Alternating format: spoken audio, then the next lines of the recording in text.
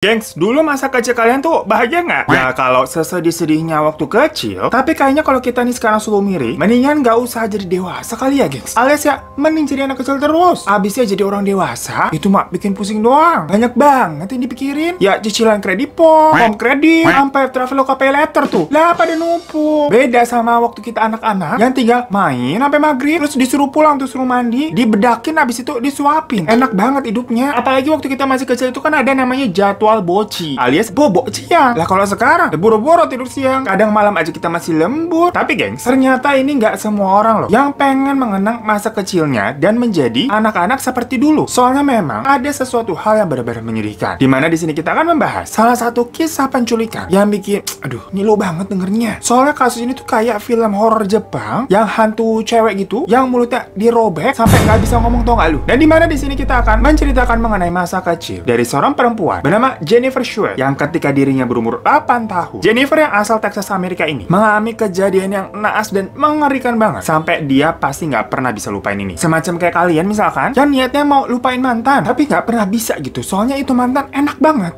Maksudnya enak diajak diskusi gitu. Traveling mulu sih otak lu. Bayar tuh Traveloka Pay Letternya udah nanggung. Nunggak. Jadi Jennifer ini mempunyai seorang ibu bernama Eleni. Nah sayang dari kecil dia memang hanya tinggal bersama ibunya aja, jadi berdua doang tuh. Soalnya si ayahnya Jennifer itu sering keluar masuk penjara. Kayak Miley Cyrus tuh yang ketangkep lagi dia baru keluar. Lah ngapa begitu jadi gosip. Nah tapi sebenarnya Jennifer ini tetap tumbuh normal seperti anak-anak layaknya pada umumnya. Dia ini pria aktif dan pintar gengs. Karena sang ibu jatuhnya ya single parents, berarti ya ibunya itu jadi pekerja keras banget untuk memenuhi kebutuhan dia bersama anaknya. Makanya sang ibu ini juga jatuhnya jarang di rumah. Perkara ya dia kerja mulu tuh, kerja keras bagi kuda. Tapi gimana pun juga udah kerja banting tulang, penghasilannya juga belum cukup untuk mereka ini membeli sebuah rumah. Akhirnya kakek neneknya Jennifer itu inisiatif lah untuk membelikan mereka sebuah apartemen. Namun karena ya nyari yang budget juga ya. Ya kalau di sini kayak apartemen-apartemen subsidi begitu. Jangan lu pikir kayak apartemen yang di Venero segitiga berlian mah itu mahal-mahal. Jadi ini apartemen yang dibeli itu posisinya agak jauh, agak-agak deket hutan dan Bronx juga wilayahnya, alias terkenal tidak aman lah. Ya balik lagi, ini kan harga budget bun. Nah apartemen itu juga sebenarnya belum rampung banget, tapi udah bisa dihuni sih. Yang mana akhirnya Jennifer beserta ibunya itu datang ke apartemen tersebut untuk ya renovasi. By the way di sini maksudnya apartemennya bukan tinggi-tinggi gitu ya. Apartemen yang gue maksud itu kayak semacam apa ya, rumah atau loft bisa dibilang, yang tingkatnya paling cuma berapa sih, ya 5 gitu maksimal. Nah malam itu pokoknya Jennifer seperti biasa tidur bersama ibunya. Akan tetapi di tengah malam sang ibu terbangun karena anaknya tidurnya petakilan banget, geser kanan, geser kiri, pokoknya rusuh hidupnya. Bentar nih di luar hujan, mic-nya nih agak gua tarik ya biar suaranya kedengeran begitu. Nah pokoknya karena keganggu, akhirnya ibunya ini ngebangunin si Jennifer dan meminta anaknya tersebut untuk tidur sendiri gitu di kamar lu. Nah jadi ini bukan kayak film-film keluarga yang ibunya tuh bersahaja memeluk anaknya terus biar tenang kayak nyanyiin lagu kayak tenang ya nak gitu kan. Tapi ini realita kayak emak-emak yang kesel, anaknya riwah gitu. Soalnya memang mungkin sang ibu ini juga kurang istirahat dan besok pagi kan dia juga harus kerja lagi. Nah karena Jennifer ini sebenarnya agak takut gelap, makanya dia sengaja menyalakan lampu di dalam kamarnya. Masalahnya letak apartemen mereka itu di lantai 1 gengs. Udah gitu ini kan malam-malam terus lampunya nyala, ya secara otomatis kamarnya Jennifer itu kelihatan dong dari luar. Keceng sendiri kan lampunya nyala. Nah saat Jennifer udah tertidur pulas, ada laki-laki yang menyelinap masuk gitu ke kamarnya dan langsung menggendong dia. Jadi si Jennifer ini kayak digondol setan lagi tidur. Lah bangun dong langsung, karena kan digendong pasti kerasa. Nah saat dia mau teriak tuh, sang pelaku mendekap mulutnya dengan tangan. Orang itu mengaku dia itu polisi. Jadi dia bilang kayak gak usah khawatir, udah gua polisi. Nah akhirnya si Jennifer itu dimasukkan ke dalam mobil dan dibawa pergi sampai akhirnya mereka ini berada di sebuah ladang yang jalannya juga itu katanya penuh kerikil, semacam kayak kerikil kecil, cobaan rumah tangga diganggu orang ketiga. Lah kita lagi ngomongin apaan sih? Nah pokoknya Jennifer ini kan waktu itu masih kecil ya, masih 8 tahun. Namun pola pikirnya udah cerdas gengs, dan jadi emang curiga nih bawaannya. Maksudnya dia nih tahu pasti ini orang nggak bener nih, ada niat jahat. Makanya dia suka nanya-nanya mulu tuh ke si pelakunya tuh, semacam kayak om kalau om beneran polisi mana rencana om. Terus dia juga nanya, kalau om polisi kok nggak bawa pistol? Padahal kalau di film-film tuh polisi bawa pistol loh om. Yang begitu-gitu imut juga gue ya. Pokoknya si Jennifer itu cerewet banget, nanya terus kayak petugas kelurahan. Sampai akhirnya si pelaku ini membuka celana Jennifer dan mulai melakukan tindakan pelecehan. Nah Jennifer saat itu berontak, namun sang pelaku ini mencekik lehernya sampai Jennifer pingsan. Ketika Jennifer udah bangun, dia melihat pelaku nih ya masih melakukan pelecehan terhadapnya. Dan saat Jennifer mencoba berontak, lagi-lagi si pelaku itu mencekik lehernya sampai pingsan lagi tuh. Pokoknya begitu terus sampai Sampai hal itu terjadi ada deh 4 kali begitu tuh. Nah terakhir saat Jennifernya udah bangun lagi, hal yang bisa dia ingat adalah sang pelaku ini menyeret dirinya di kerikil-kerikil jalanan ladang tadi. Tapi diseretnya itu di bagian kakinya doang, gengs. Enak banget gitu nyeret. Jadi ini sadis banget. Bukan misalkan kayak digendong kali ya gitu ya. Soalnya itu kan anak bocah juga nggak berat, tapi cuma diseret. Meskipun udah kebangun, Jennifer yang takut bertindak pura-pura masih pingsan. Dan selanjutnya nih, biar Jennifer nggak teriak saat terbangun, sang pelaku itu menggunakan pisau, semacam kayak pisau lipat yang dia bawa di sakunya, untuk mengiris leher Jennifer dari ujung telinga sini sampai sini, gengs. Jadi digorok gitu sampai pita suaranya itu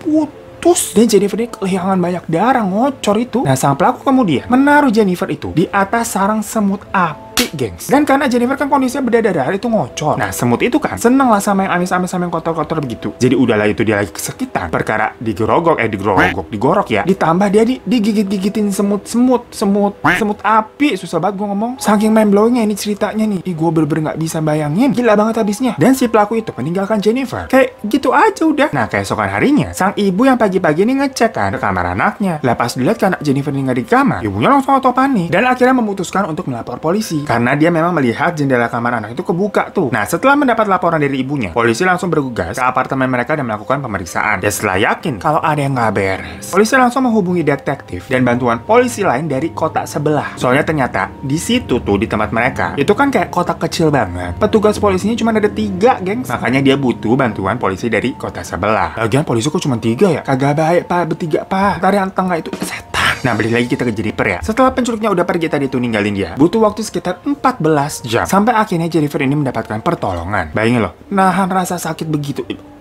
Ngilu banget, digorok sampai gorok terus digigitin semut api 14 jam. Kan ngeri ya. Nah ketemunya juga nih itu kayak ya udah takdir dan pertolongan Tuhan aja sih menurut gua. Dimana ceritanya nih ada sekelompok anak-anak yang ceritanya lagi main-main aja gitu di sekitar ladang situ tuh kebetulan. Nah Jennifer ini sebenarnya tahu kalau kira-kira ada orang nih di sekitaran dia. Karena kan dia bisa mendengar suara anak-anak itu ketawa-ketawa lari-larian kan. Ya tapi dia kagak bisa minta tolong. Selain emang udah lemes banget lah itu badannya, darahnya udah keluar banyak, teriakan dia juga nggak bisa lah, digorok sampai pita suaranya putus. Saat itu dia kayak udah nyerah, udah pasrah, gengs. Dia berpikir memang itulah takdirnya untuk mati saat itu. Tapi kayak yang tadi gue bilang, Tuhan itu bisa berkehendak lain. Dimana sekelompok anak-anak tadi yang ternyata mereka ini main bola, nendang bolanya kejauhan sampai nyasar ke dekat tubuhnya Jennifer. Jadi bola itulah yang menuntun anak-anak tadi menemukan si Jennifer. Dan saat ditemukan, Jennifer bener-bener dalam keadaan yang udah ngenes banget. Pokoknya udah pucet itu mukanya. Matanya juga udah merah kayak penuh darah. Karena kan tadi dia dicekik beberapa kali tuh. Dan juga memang terlihat dia ini seperti korban pemerkosaan. Pokoknya tubuhnya tuh udah berdarah-darah dan banyak banget bekas-bekas cakaran sama luka-luka. Soalnya kan dia sempat diseret tuh. Ditambah badannya dikerubungin semut api. Ih, ngilu banget. Nah, para anak-anak yang melihat hal mengerikan tersebut langsung pada lari buat ngasih tahu orang tua mereka. Dan akhirnya orang tua mereka ini menghubungi polisi. Saat polisi datang, Jennifer ya langsung dibawa ke rumah sakit tuh. Akhirnya sang ibu ini kembali bertemu dengan anaknya. Walau keadaannya ya udah kritis banget. Dan untungnya Jennifer itu anak yang kuat. Jadi dia ternyata bisa melewati masa kritisnya. Saat Jennifer terbangun, dia langsung histeris ketika dia ini melihat sosok laki-laki, siapapun itu. Karena dia semacam trauma sama yang namanya laki-laki. Makanya pada saat itu nggak boleh ada satu laki-laki pun yang ngerawat atau sampai masuk ke kamarnya. Yang di deket-deket dia tuh cuman boleh perempuan doang yang murim-murim aja udah kayak kos-kosan cewek. Namun di sini belum happy ending, gengs. Karena dokter memvonis Jennifer nih kayaknya tidak bisa dapat berbicara lagi. Perkara pita suaranya kan rusak parah tuh. Tapi ini kayak sinetron Hidayah, gengs. Jadi si Jennifer ini itu kan suka banget sama coklat. Cuma perkara dia lagi sakit dan punya luka itu di tenggorokannya. Ya jadi dia tidak diizinkan untuk makan coklat dulu dong. Saat ibunya menolak untuk memberikan coklat ke Jennifer, dan tiba-tiba Jennifer ini ngamuk dan refleks itu teriak, pokoknya mau coklat. Nah saat itu juga Jennifer bisa ngomong. Jadi perkara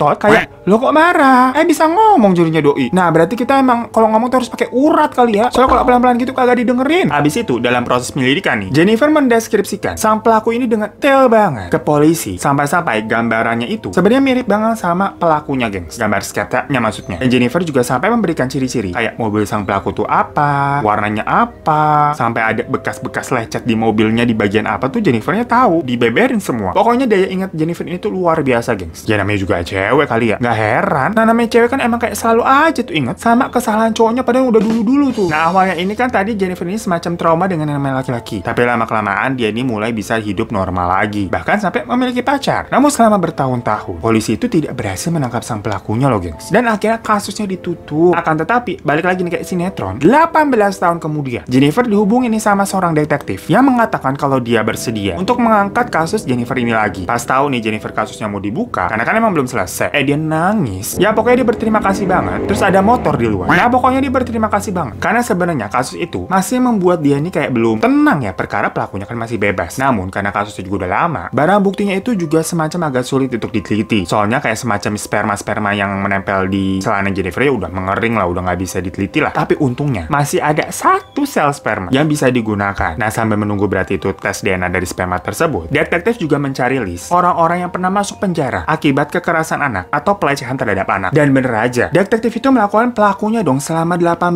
tahun tadi. Dan pelakunya itu bernama Dennis L. Bradford. Yang mana pas dicocokin DNA-nya tuh, bingo cocok. Ternyata si Dennis ini udah beberapa kali melakukan hal seperti itu. Dan bolak-balik masuk keluar penjara. Pokoknya kagak kapok-kapok dia. Balik lagi kayak Miley Cyrus tuh, bolak-balik kagak kapok-kapok lu. Namun sebenarnya sang pelaku ini juga udah punya istri sama anak lo gengs. Dan punya pekerjaan tetap juga di sebuah perusahaan gitu. Jadi nggak nyangka ya, kebayang nggak lu? Kalau ternyata suami atau misalkan bapak lu tuh, karena kan dia punya anak juga, lah kelakuannya dajal begitu sama orang. Kan apa kabar dunia sudah gila? Pokoknya saat itu Dennis ini akhirnya menjadi tersangka dan akan diadili untuk dipenjara. Tapi akhirnya dia bunuh diri, gengs, di tahun 2010. Nah, meskipun begitu, Jennifer ini akhirnya merasa lega karena gimana pun juga pelakunya sudah terungkap dan tertangkap.